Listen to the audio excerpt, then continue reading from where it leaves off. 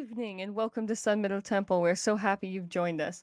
My name is Alba and I use she, her pronouns. This is our first March of Observance, and I'm so happy you are here. As always, the service is recorded and will be posted on our YouTube channel. Please remember our upcoming movie night, ongoing image request, and kite creation event. All of those are due on the 19th. We would love as many entries and opinions as possible. Okay, so we'll open today, as always, with our opening words, which will appear on the slide behind you. Please feel free to listen as I read the words aloud or read them aloud along with me at home. We welcome you into the light of the gods and light this flame in celebration. May its brightness symbolize our connection to the gods and the natural world. May you join us in this community of faith, cherishing love and with open hearts. And so our theme for this month is the necessity of purpose. And for this month, we'll be doing a really long reading from Hesiod. So I've cut a section in the middle portion, but just know that this one will focus mostly on Hesiod. And then I have something fun and special planned for next week, and it will be a little different, so you'll have to tell me if you like it. And then we will also be doing one of Aesop's fables today, because it was really fun, and I just found a fun translation of all of them, so we'll be doing that. Then our readings today are Hesiod's Works and Days, translated by Charles Abraham Elton, and Aesop's Fables, translated by V.S. Vernon. And we will start with Hesiod's Works and Days, and we're starting from the beginning, and I will let you know when we jump to the different section that I have cut out. Come, muses, ye that from Pieria raise the song of glory, sing your father's praise. By Jove's high will the unknown and known of fame exist, the nameless and the fair of name. 'Tis he with ease the bowed feeble rears, and casts the mighty from their highest spheres. With ease of human grandeur shrouds the ray, with ease on abject darkness pours the day. Straightens the crooked, grinds to dust the proud, thunderer on high, whose dwelling is the cloud. Now bend thine eyes from heaven, behold and hear. Rule thou the laws in righteous and fear, while I to Perseus' heart would fain convey the truths of knowledge which inspire my lay. True strifes on earth of soul divided rove, the wise will this condemn and that approve. Accursed the one spreads misery from afar, and stirs up discord and pernicious war. Men love not this, yet heaven enforced maintain the strife abhorred, but still abhorred in vain. The other elder rose from darksome night, the god high-throned, who dwells in ether's light, fixed deep in earth and centered midst mankind, this better strife which fires the slothful mind. The needly idler sees the rich and hastes himself to guide the plough, and plants the wastes. Ordering his household, thus the neighbor's eyes mark emulous the wealthy neighbor's rise.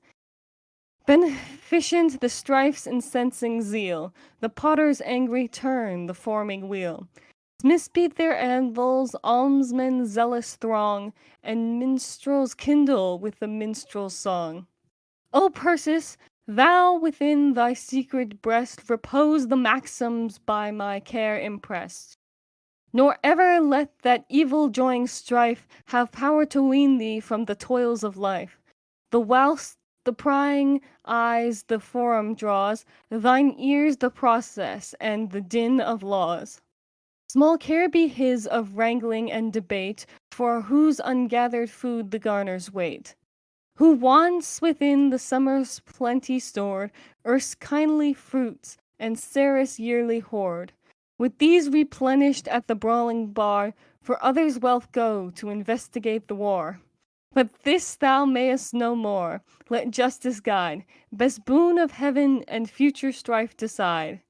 No so we shared the patrimonial land, when greedy pillage filled thy grasping hand. The bribe-devouring judges lulled by thee, the sentence gave and the stamped the false decree. O fools, who know not in their selfish soul how far the half is better than the whole. The good which asphodel and mallows yield, the feast of herbs, the dainties of the field. The food of man in deep concealment lies, the angry gods have hid it from our eyes. Each had one day bestowed sufficient cheer, and, though inactive, fed thee through the year.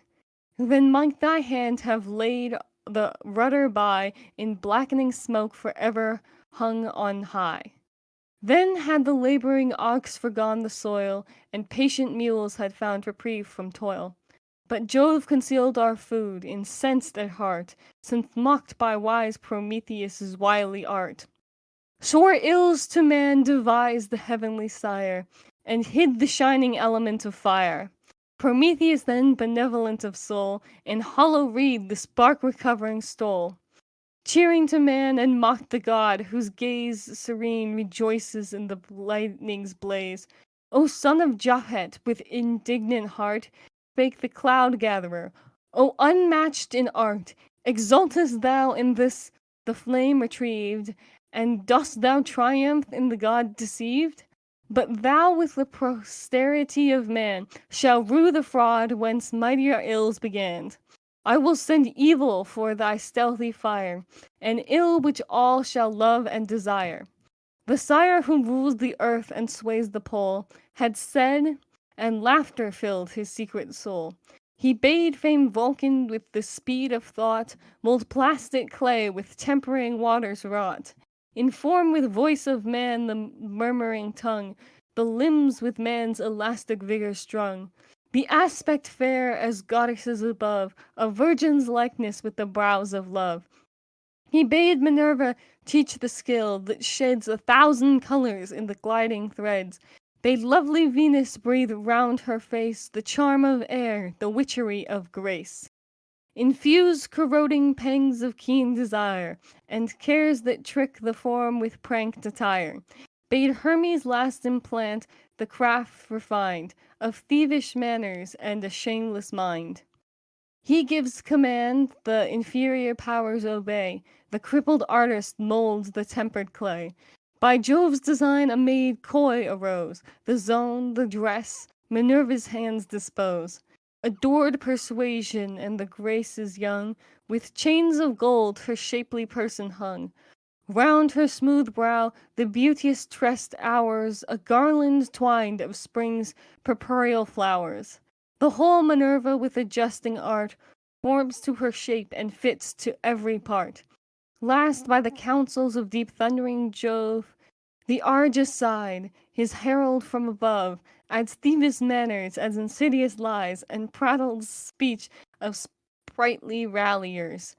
Then the wise interpreter of heaven, the name Pandora to the maid was given, since in heaven conferred their gifts to charm for man's inventive race this beauteous harm. When now the sire had formed this mischief fair, he bade heaven's messenger to convey through air to Epimetheus' hands the intricable snare. Nor he recalled within his heedless thought the warning lesson by Prometheus taught, that he disclaim each present from the skies, and straight restore lest ill to man arise. But he received, and conscious knew too late, thy insidious gift, and felt the curse of fate. On earth of yore the sons of men abode, from evil free and labor's galling load, free from diseases that with racking rage precipitate the pale decline of age. Now swift the days of manhood haste away, and misery's pressure turns the temples gray. The woman's hands an ample casket bear, she lifts the lid, she scatters ills in air. Within thy unbroken vase, hope's soul remained beneath the vessel's rim, from flight detained. The maid, by counsels of cloud-gathering Jove, the coffer sealed and dropped the lid above. Issued the rest in quick dispersed hurl, and woes innumerous roamed the breathing world. With ills the land is rife, with ills the sea. Diseases haunt our frail humanity. Though through noon through night on casual wing they glide, silent, a voice the power all-wise denied. Thus mayest thou not elude the omniscient mind. Now if thy thoughts be to my speech inclined, I in brief phrase would other lore impart, wisely and well thou grave it on thy heart. When gods alike and mortals rose to birth, a golden race the immortals formed on earth. Of many language men they lived of old, when Saturn reigned in heaven, an age of gold. Like gods they lived with calm, untroubled mind, free from the toils and anguish of our kind. No ere decrepit age misshape their frame, the hands, the foot, the proportions still the same. Strangers to ill, their lives in feasts flowed by, wealthy in flocks, dear to the blessed on high. Dying they sank in sleep, nor seemed to die. Theirs was each good, the life-sustaining soil yielded copious fruits unbribed by toil. They with abundant goods missed quiet lands, all willing shared the gatherings of their hands. When earth's dark womb had closed this race around, high Jove as daemons raised them from the ground. Earth-wandering spirits they their charge began, the ministers of good and guards of man. Mantled with mist of darkling air, they glide and encompass earth, and pass on every side, and mark with earnest vigilance of eyes, where just deeds live or crooked wrongs arise. Their kingly state, and delegate from heaven, by their vicarious hands the wealth of fields is given. The gods then formed a second race of man, degenerate far, and silver years began. Unlike the mortals of the golden kind, unlike in frame of limbs and mold of mind, yet still 100 years beheld the boy, beneath the mother's roof, her infant joy all tender and unformed, but when the flower of manhood bloomed, it withered in an hour. Their frantic follies wrought them pain and woe, nor mutual outrage could their hands forego. Nor would they serve the gods, nor altars raise, that in just city shed their holy blaze. Them angry Jove engulfed, who dared refuse the gods their glory and their sacred dues. Yet name the second blessed in earth they lie, and second honors grace their memory. The sire of heaven and earth created then a race the third of many language men. Unlike the silver they of brazen mold, with ashen war spears, terrible and bold. Their thoughts were bent on violence alone, the deeds of battle and the dying groan. Bloody their feasts with wheaten food unblessed. Of adamant was each unyielding breast. Huge, nerved with strength, in each hardy giant stands, and mocks approach with unresisted hands. Their mansions, implements, and armor shine, in brass dark iron slept within the mine. They by each other's hands inglorious fell, in freezing darkness plunged the house of hell. Fierce though they were, their mortal course was run. Death gloomy seized and snatched them from the sun. Them when the abyss had covered from the skies, lo, the fourth age on nurturing earth arise. Jove formed the race a better, juster line, a race of heroes and of stamp divine. Lights of the age that rose before our own, as demigods o'er the earth's wide regions known. Yet these dread battle hurried to their end, some where the sevenfold gates of Thebes ascend. The Cadmean realm, where they with fatal might strove for flocks of Oedipus in fight. Some war in navies led to Troy's far shore, o'er the great space of sea their course they bore, for the sake of Helen with the beauteous hair, and death for Helen's sake o'erwhelmed them there. Them on earth's utmost verge the god assigned a life, a seat, distinct from humankind, beside deepening whirlpools of the main, in those blest isles where Saturn holds his reign. Apart from heaven's immortals, calm they share, a rest unsullied by the clouds of care. And yearly thrice with seat luxurious crowned, spring the ripe harvest from the teeming ground.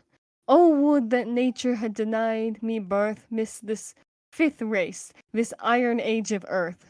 that long before within the grave I lay, or long hereafter could behold this day, corrupt the race, with toils and griefs oppressed. Nor day nor night can yield a pause of rest.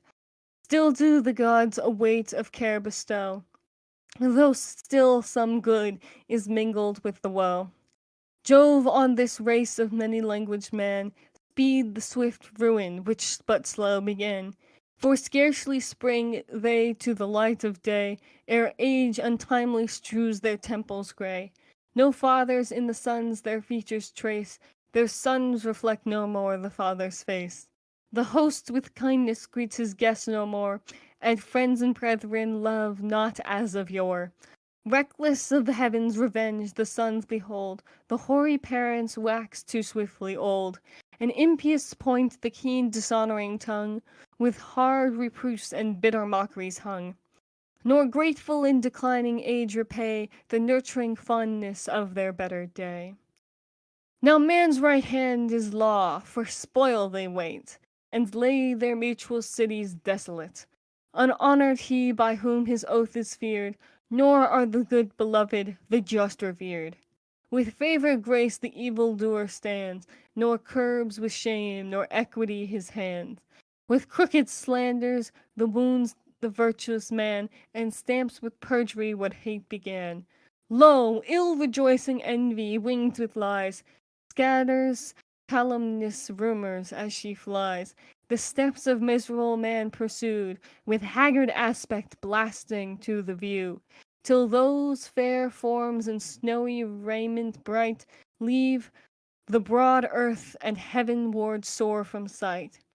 Justice and modesty from mortals driven, rise to thy immortal family of heaven. Dread sorrows forsaken man remain, no cure of ills, no remedy of pain. Okay, so that's this is where the cut between the two Hesiods would be. So we are heading into just a later section of the same text of Hesiod. If you want the section in between, I'm happy to send you the link and provide it for you. Let's see. Oh, and by the way, I forgot to include this originally. The person he's talking to is Persis. He's physically telling this all to this person. It's like a message to them. Okay. So now we're going to start the next section. O son of Dios, labor evermore, that hunger turned abhorrent from thy door, that Ceres blessed with spiky garland crowned, greet thee with love, and bid thy barns abound. Still on the sluggard hungry wants attends, the scorn of man the hate of heaven impends, while he averse from labor drags his days, yet greedy on the gain of others' praise. Even as the stingless drones devouring seas with glutted sloth the harvest of the bees. Love every seemingly toil that sow the store of foodful seasons heap thy garner's floor. From labor men returns of wreath behold, flocks in their fields and their coffers gold. From labor shalt thou with love be blessed, of men and gods the slothful they detest. Not toil but sloth shall ignominious be, toil and the slothful man shall envy thee, shall view thy growing wealth with altered sense, for glory, virtue walk with opulence. Thou, like a god, since labor still is found, the better part shall live, beloved, renowned. If, as I counsel, thou thy witless mind, though weak and empty as the veering wind, from others' coveted possessions turned, to thrift compel, and food by labor earned. Shame of which our aid or injury we find, shame to the needy clings of evil kind, shame to the low indignance declining tend, bold zeal to wealth proud pinnacle ascends. But shun extorted riches, O far best, the heaven-sent wealth without reproach possessed. Whoe'er shall mines of hoarded gold command, by fraudful tongue or by rapacious hand, as oft betides when lucre lights the flame, and shamelessness expels the better same, him shall the god cast down in darkness hurled, his name his offspring wasted from the world. The goods for which he pawned his soul decay, the breath and shining bubble of a day. Alike the man of sin is he confessed, who spurns the suppliant and who wrongs the guest, who climbs by lure of stolen embraces led, with ill-timed act a brother's marriage bed, who dares by crafty wickedness abuse his trust, and robs the orphans of their dues, who, on the threshold of afflictive age, his hoary parent stings with taunting rage. On him shall Jove in anger look from high, and deep requite the dark inequity. But wholly thou from these refrain thy mind, weak as it is, and wavering as the wind. With thy best means perform the ritual part, outwardly pure and spotless at the heart. And on thy altar let unblemished thighs and fragrant Saviour to the immortals rise. Or thou in other sort mayest well dispense wine offerings and the smoke of frankincense. Ere on the nightly couch thy limbs be laid, or when the stars from sacred sunrise fade, so shall the piety accepted move their heavenly natures to propitious love. Ne'er shall thy heritage divided be, but others part their heritage to thee. Okay, so now we're moving on to Aesop's Fable. And if you don't know Aesop's Fables, they are incredibly short, so do not be surprised by how short this is. I know many of the versions that we read nowadays have extra bits added, but the originals are very, very, very short. A lion asleep in his lair was walked up by a mouse running over his face. Losing his temper, he seized it with his paw and was about to kill it. The mouse, terrified, piteously entreated him to spare its life. "Please let me go," it cried, "and one day I will repay you for your kindness."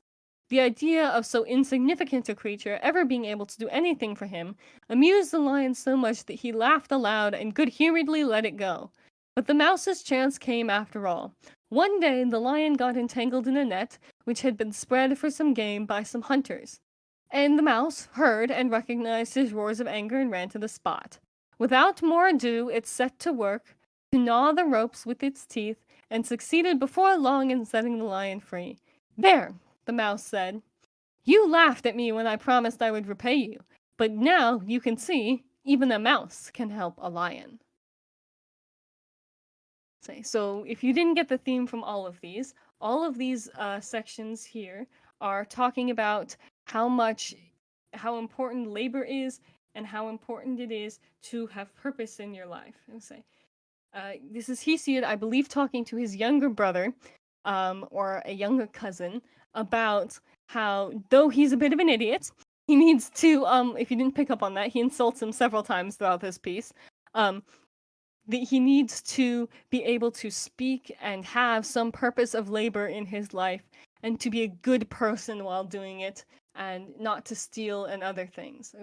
And you see, and then of course Aesop's Fable with the mouse. Even the smallest can do big labors such as freeing the lion.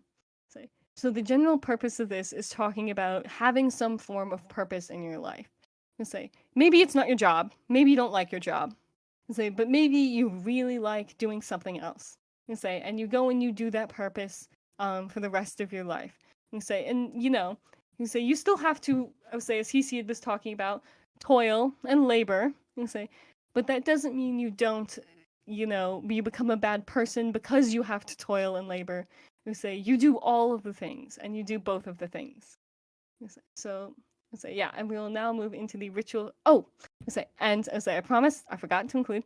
And then next week's speech will be a little different. And I know I teased this at the beginning, but it's going to be much heavier on more of the philosophy part, rather than, this mythic speech that Hesiod gives about the explanation for why men have to toil in the ages of man, and why that's important to, keep well to the will of the gods and things. So I promise it will be really fun.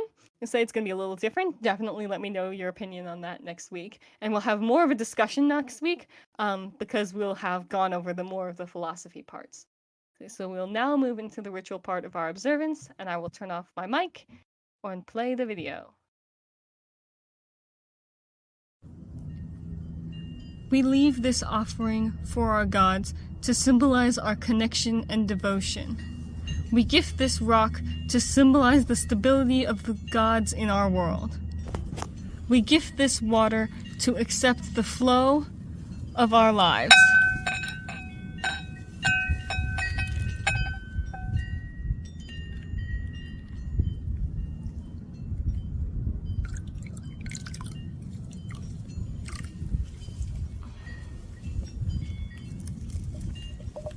We welcome life and bless our offerings with oil to share our riches.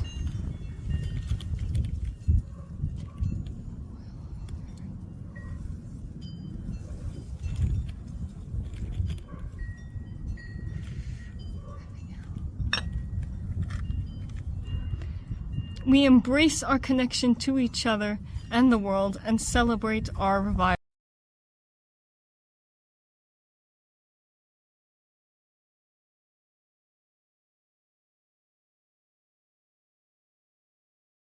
Okay, there we go. And let's see. Okay, so we'll now move into our closing words. So, as per usual, feel free to listen as I read the words aloud, or read them aloud along with me at home.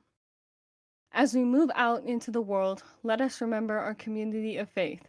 Cherish love and open your heart as you walk through life. Hold dear the light of the gods and our connection with the natural world. Go forth in celebration and carry the light of connection within your heart.